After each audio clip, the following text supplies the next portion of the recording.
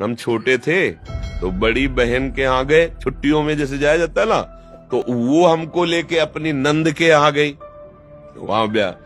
तो उसके जो पति थे वो एक कमरे में, सड़े से कमरे में पड़े थे, तो ऐसे से बुलाया, नजदीक गए। अब भगवान को हमको शिक्षा देनी थी, इसीलिए हमें सुना नहीं, हम बच्चे थे, हम कुछ कर भी नहीं सकते थे। उनका बच्चा अपनी पत्नी को संकेत, ये बहुत दुष्ट है। हमारी टाकीज के सामने दुकान थी, चाय समोसा सब चीजों की, मसाला पान की, बहुत भी। उसी के बल से हमने कई खंड का मकान खड़ा किया।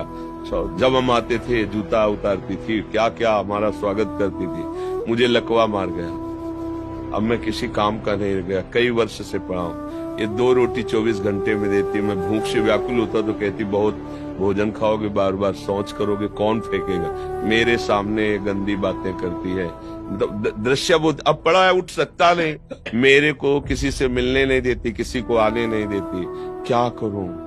उस समय मुझे कुछ खेल खेल में हम चल दिए, लेकिन जब हम बाबा जी बने, चिंता की आए, वो बात आई कि यार संसार का इतना, वो बढ़िया उदाहरण लगा कि जब वो बलवान था, कमा रहा था, तो आते ही जूते मोजे उतारे जाते थे, और जब वो लकवा मार गया तो उसी के सामने उसके प्यार की धज्जियां उड़ाई जाती है, और उसको भरपेट भोजन उसी की कमाई का उसको नहीं। ये संसार है।